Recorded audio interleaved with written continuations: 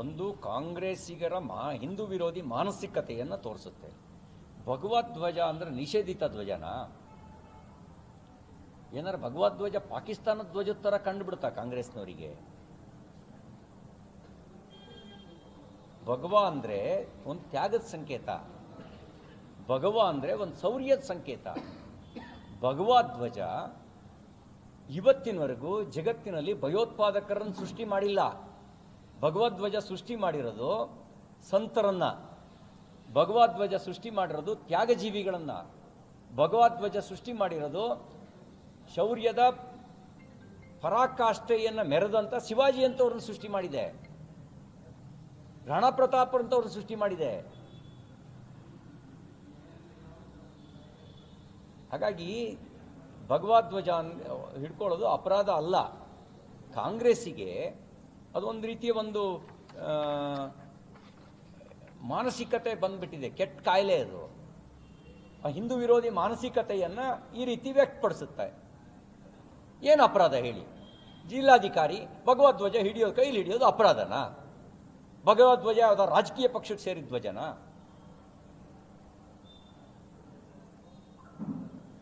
ಹಾಗಿದ್ರೆ ಹೇಳಿ, ಭಗವಧ್ವಜ ಇರುವ ಯಾವುದೇ ಸಭೆಯಲ್ಲಿ ನಾವು ಕಾಂಗ್ರೆಸ್ಸಿಗರು ಪಾಲ್ಗೊಳ್ಳೋದಿಲ್ಲ, ನಮ್ಗೆ ಹಿಂದೂ ವೋಟ್ ಬೇಡ ಅಂತ ಹೇಳಿ.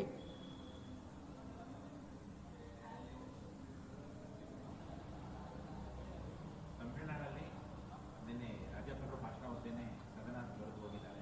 4ನೇ ವರ್ಷ ಸತತವಾಗಿ 4 ವರ್ಷದಿಂದ ಆಚೆ ಹೋಗ್ತಾ ಇದ್ದಾರೆ. ಆ ಭಾಷಣ ಕೇಂದ್ರ ಸರ್ಕಾರದ ವಿರುದ್ಧವಾಗಿದೆ ಅಂತ ಜೊತೆ ಸುಳ್ಳು ಹೇಳ್ತಾ ಇದೆ ಅಂತ. ಕೇರಳದಲ್ಲಿ ಕೇಂದ್ರದ ವಿರುದ್ಧ ಇರುವಂತಹ ಅಂಶಗಳನ್ನ ಕೈ ಬಿಟ್ಟು ಕೆಲವು ಮಾರ್ಪಾಡು ಮಾಡಿ ರಾಜ್ಯಪಾಲರು ಭಾಷಣ ಹೊಂದಿದ್ದಾರೆ. ಸೊ ಅಲ್ಲಿ ರಾಜ್ಯಪಾಲರು ಸರ್ಕಾರಗಳ ನಡುವೆ ಸಂಘರ್ಷ ಪ್ರತಿ ವರ್ಷವೂ ಕೂಡ ಕಾಣಿಸ್ಬಿಡುತ್ತೆ. ನಮ್ಮ ರಾಜ್ಯ ಹೋಲಿಸ್ಕೊಂಡ್ರೆ ಏನ್ ಹೇಳ್ತೀವಿ? ಏನಂದ್ರೆ ನೋಡಿ, ನಾವೆಲ್ಲ ಒಂದು ಸಂವಿಧಾನದ ಛತ್ರಛಾಯೆಯ ಅಡಿಯಲ್ಲಿ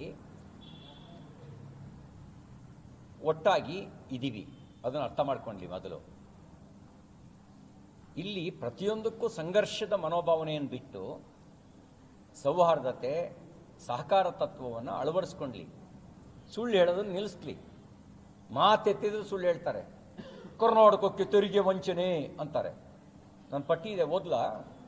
ಕರ್ನಾಟಕಕ್ಕೆ UPA 10 ವರ್ಷದಲ್ಲಿ 81,791 ಕೋಟಿ ಕೊಡ್ತು. 81,791 ಕೋಟಿ. ಯಾರು? UPA ಅಂದರೆ Congress party. Manmohan Singh was prime minister. ಆಗ ಕೊಟ್ಟಿದ್ದು 10 ವರ್ಷಕ್ಕೆ 81,791 ಕೋಟಿ. ಸರಾಸರಿ ತಗೊಂಡ್ರೆ ಒಂದು ವರ್ಷಕ್ಕೆ 8,200 ಕೋಟಿ ಒಂದು ವರ್ಷಕ್ಕೆ. ಈಗ ನರೇಂದ್ರ ಮೋದಿಯವರು BJP ಸರ್ಕಾರ ಬಂದ ಮೇಲೆ ಕರ್ನಾಟಕಕ್ಕೆ ಕೊಟ್ಟಿರೋದು 10 ವರ್ಷದಲ್ಲಿ 3,29,974 ಕೋಟಿ.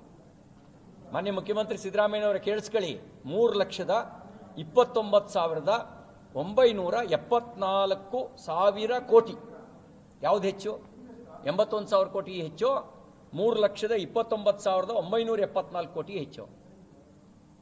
1ನೇ ಕ್ಲಾಸ್ 2ನೇ ಕ್ಲಾಸ್ ಮಕ್ಕಳಿಗೂ ಕೊಡೋದು ಕಳಿಯೋದು ಲೆಕ್ಕ ಬರೀರಿ ಅಂದರೆ ಅವೇ ಸುಲಭದಲ್ಲಿ ಹೇಳ್ತವೆ. ಏನು PhD ಮಾಡಬೇಕಾಗಿಲ್ಲ ಇದಕ್ಕೆ, ಅಥವಾ ಮ್ಯಾಥಮೆಟಿಷಿಯನ್ ಆಗಬೇಕಾಗಿಲ್ಲ. ಸಿಂಪಲ್ ಲೆಕ್ಕಾಚಾರ ಗೊತ್ತಾದರೂ ಸಾಕು. ಅದು ಗೊತ್ತಾಗಲ್ಲ ಅಂದರೆ ನಾವೇ ಒಂದು ಕ್ಯಾಲ್ಕುಲೇಟರ್ ಕೊಡಿಸ್ತೀವಿ. ಕೊಡೋ ಕಳಿಯೋ ಲೆಕ್ಕ ಮಾಡಿ ಯಾರು ಜಾಸ್ತಿ ಕೊಟ್ಟಿದ್ದಾರೆ ಅಂತ ಗೊತ್ತಾಗುತ್ತೆ. ಆಗ್ಲಾದ್ರೂ ಸುಳ್ಳು ಹೇಳೋದು ನಿಲ್ಲಿಸಿ. ಇನ್ನು ಈ ವರ್ಷದಲ್ಲಿ ಟ್ಯಾಕ್ಸ್ ಡೆವಲ್ಯೂಷನ್ನು ನಮಗೆ ಅಲೋಕೇಟ್ ಮಾಡಿರೋದು 51,876 ಕೋಟಿ ಕರ್ನಾಟಕಕ್ಕೆ. ಬಜೆಟೆಡ್ ಫಾರ್ ಕರ್ನಾಟಕ 25-26 ಈ 25-26ನೇ ಸಾಲಿಗೆ ಕೊಟ್ಟಿರೋದು. ಈಗ ರಿಲೀಸ್ ಆಗಿರೋದು 34,156 ಕೋಟಿ. ಹಿಂಗಿದ್ದಾಗ ಸುಳ್ಳು ಯಾಕೆ ಹೇಳ್ತೀರಿ? ಕಣ್ಣಿಗೆ ಕಾಣ್ತವಲ್ಲ, ರಾಷ್ಟ್ರೀಯ ಹೆದ್ದಾರಿಗಳು ಎಷ್ಟು ಕೆಲಸ ಆಗ್ತಿದ್ದಾವೆ, ರೈಲ್ವೆ ಯೋಜನೆಯಲ್ಲಿ ಎಷ್ಟು ಕೆಲಸ ಆಗ್ತಾ ಇದ್ದಾವೆ, ಹಾರ್ಬರಲ್ಲಿ ಏನು ಕೆಲಸ ಆಗ್ತಾ ಇದೆ, ಕಣ್ಣಿಗೆ ಕಾಣುತ್ತಲ್ಲ.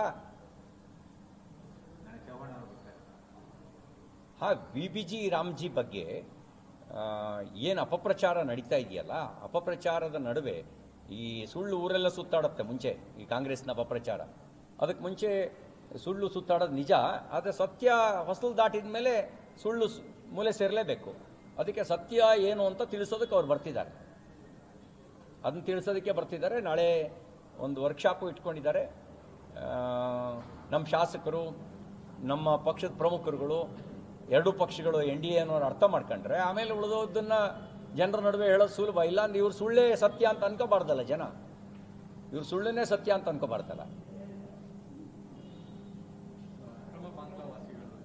ಬಹಳಷ್ಟು ದೊಡ್ಡ ಮಟ್ಟದಲ್ಲಿ ಕರ್ನಾಟಕದಲ್ಲಿ ಜಾಲ ಇದೆ. ಪತ್ತೆ ಹಚ್ಚಕ್ಕೂ ಇವರು ಪತ್ತೆ ಹಚ್ಚಿಲ್ಲ, ಇಲ್ಲ ಸರ್ಕಾರ ಮಾಹಿತಿ ಕೂಡ ಇದ್ರು ಕೊಡ್ತಾ ಇಲ್ಲ. ಆದರೆ ಕೆಲವೊಂದು ಹಿಂದೂ ಸಂಘಟನೆಗಳಾಗಿರ್ಬೋದು ಅಥವಾ ಯಾರ್ಯಾರ ಈ ರೀತಿ ಇದ್ದಾರೆ ಅನ್ನೋಂಥದ್ದು ಮಾಹಿತಿ ಪಡೆದು ಹೋಗ್ತಾ ಇದ್ದಾರೆ, ಅವರನ್ನು ಬಂಧನ ಮಾಡುವಂಥ ಕೆಲಸ ಮಾಡ್ತಾರೆ. ನನಗೆ ಆಶ್ಚರ್ಯ ಮತ್ತು ಆಘಾತ ಆಗಿದ್ದು ಪುನೀತ್ ಕೆರೆಹಳ್ಳಿಯವರನ್ನ ಬಂಧಿಸಿದ ಕಾರಣ. ಪುನೀತ್ ಕೆರೆಹಳ್ಳಿಯವರಿಗೆ ಆ್ಯಕ್ಚುಲಿ ಅವ್ರು ರಿಪಬ್ಲಿಕ್ ಡೇ ದಿನ, ಗಣರಾಜ್ಯೋತ್ಸವ ದಿನ ಸನ್ಮಾನ ಮಾಡಬೇಕಿತ್ತು. ಯಾಕೆ ಅಂದರೆ ಒಂದು ದೇಶಭಕ್ತಿಯ ಕೆಲಸವನ್ನು ಪುನೀತ್ ಕೆರೆಹಳ್ಳಿ ಮಾಡಿದ್ದಾರೆ. ಅಕ್ರಮ ಬಾಂಗ್ಲಾ ನುಸುಳುಕೋರರು ಹೇಗೆ ಒಂದು ಜಾಲವನ್ನು ಮಾಡಿಕೊಂಡು ಅವರಿಲ್ಲಿ BPL ಕಾರ್ಡ್ ಪಡಿತಾರೆ, ಇಲ್ಲಿ ಆಧಾರ್ ಕಾರ್ಡ್ ಪಡಿತಾರೆ, ಇಲ್ಲಿ ಮತದಾರರ ಪಟ್ಟಿಯಲ್ಲಿ ಸೇರ್ಕೊಳ್ತಾರೆ, ಇಲ್ಲಿ ಬ್ಯಾಂಕ್ ಲೋನ್ ಪಡ್ಕೊಳ್ತಾರೆ. ಇದು ಆಂತರಿಕ ಸುರಕ್ಷತೆಗೆ ಅಪಾಯಕಾರಿಯಾಗಿರುವಂಥ ಸಂಗತಿ. ಇಂಥ ಒಂದು ಸಂಗತಿಯನ್ನು ಪತ್ತೆ ಹಚ್ಚಿದ್ದಾರೆ ಅಂತ ಹೇಳಿ ಅವರಿಗೆ ನೀವು ಗೌರವಿಸಬೇಕಾಗಿತ್ತು. ಬದಲೇನು ಮಾಡಿದ್ರಿ? ಬಂಧಿಸಿದ್ರಿ. ಈ ಸರ್ಕಾರ ಕರ್ನಾಟಕದ ಜನತೆಯ ಸರ್ಕಾರನೋ ಬಾಂಗ್ಲಾದೇಶಿಗಳ ಸರ್ಕಾರನೋ? ಈ ಸರ್ಕಾರ ಮಾಡಿರೋ ವರ್ತನೆ ಇದು ಇಂಡಿಯನ್ ನ್ಯಾಷನಲ್ ಕಾಂಗ್ರೆಸ್ನ ವರ್ತನೆ ಅಲ್ಲ, ಬಾಂಗ್ಲಾ ನ್ಯಾಷನಲಿಸ್ಟ್ ಕಾಂಗ್ರೆಸ್ನ ವರ್ತನೆ ಅಂತ ತೋರಿಸುತ್ತೆ. ಯಾರು ಪತ್ತೆ ಹಚ್ಚಿದ ಅವನ ಮೇಲೆ ಕೇಸು. ನ್ಯಾಯಾಲಯದಲ್ಲಿ ಏನು ಸಮರ್ಥನೆ ಮಾಡ್ಕೊಳ್ತೀರಿ ನೀವು? ದೇಶದ್ರೋಹಿಗಳಿಗೆ ಬೆಂಬಲ ಕೊಡ್ತೀರಾ? ಏನನ್ನು ಸಮರ್ಥನೆ ಮಾಡ್ಕೊಳ್ತೀರಿ ನೀವು? ನೀವು ಆಕ್ಷನ್ ತಗೋಬೇಕಾಗಿತ್ತು. ಯಾರ ಮೇಲೆ ತಗೋಬೇಕಾಗಿತ್ತು? ನೀವು ಆಕ್ಷನ್ ತಗೊಳ್ಬೇಕಾಗಿದ್ದು 1,500 ರೂಪಾಯಿ ಇಸ್ಕೊಂಡು ಆಧಾರ್ ಕಾರ್ಡ್ ಮಾಡಿಕೊಟ್ನಲ್ಲ ಅವನ ಮೇಲೆ ಆಕ್ಷನ್ ತಗೋಬೇಕಿತ್ತು, ಅವನ ಮೇಲೆ ಜೈಲಿಗೆ ಹಾಕಬೇಕಾಗಿತ್ತು. ಲಂಚ ತಗೊಂಡು BPL ಕಾರ್ಡ್ ಕೊಟ್ಟಿದ್ದಾನಲ್ಲ ಅವನಿಗೆ ಮೇಲೆ ಆಕ್ಷನ್ ತಗೊಳ್ಬೇಕಾಗಿತ್ತು. ಇಲ್ಲಿರೋ ಬಡವರ ಮಕ್ಕಳಿಗೆ BPL ಕಾರ್ಡ್ ಇಲ್ಲದೆ ಚಪ್ಪಲಿ ಸವಿಸ್ತಾ ಇದ್ದಾರೆ. ಈ ಬಾಂಗ್ಲಾದೇಶದವ್ರಿಗೆ BPL ಕಾರ್ಡ್ ಕೊಟ್ಟು ಇವರಿಗೆ ರೇಷನ್ ಕೊಡ್ತಾರೆ. ಇಲ್ಲಿ ಬಾಂಗ್ಲಾದೇಶದವ್ರಿಗೆ ಲೋನ್ ಸಿಗುತ್ತೆ. ಯಾರ ಮೇಲೆ ಆಕ್ಷನ್ ತಗೋಬೇಕಾಗಿದ್ದು ನೀವು? ದೇಶದ್ರೋಹಿಗಳಿಗೆ ಬೆಂಬಲ ಕೊಡ್ತಿರೋರ ಮೇಲೆ ಆಕ್ಷನ್ ತಗೋಬೇಕಾಗಿತ್ತು. ದೇಶದ್ರೋಹವನ್ನು ಪತ್ತೆ ಹಚ್ಚಿದವ್ರ ಮೇಲೆ ಆಕ್ಷನ್ ತಗೊಂಡು ನೀವು ದ್ರೋಹಿಗಳಾಗಿದ್ದೀರಿ. ನಿಮ್ಮ ವರ್ತನೆಯು ದೇಶದ್ರೋಹಿಗಳ ಪರವಾಗಿರುವಂಥ ವರ್ತನೆ ಇದೆ. ನಾಚಿಕೆ ಇಲ್ಲ ಇವರಿಗೆ. ಅದಕ್ಕಾಗಿ ಆ ಮೊಕದ್ದಮೆಯನ್ನು ಕೈ ಬಿಡಬೇಕು. ಯಾರು ಲಂಚ ತಗೊಂಡು ಆಧಾರ್ ಕಾರ್ಡ್ ಮಾಡಿಕೊಟ್ಟಿದ್ದಾರೆ ಅವನು ಒದ್ದೊಳಗಾಕಿ. ಹೆಚ್ಚಿನ ವಿಡಿಯೋಗಳಿಗೆ ಪ್ರತಿಧ್ವನಿ ಯೂಟ್ಯೂಬ್ ಚಾನೆಲ್ ಸಬ್ಸ್ಕ್ರೈಬ್ ಮಾಡಿ, ಬೆಲ್ ಐಕಾನ್ ಕ್ಲಿಕ್ ಮಾಡಿ.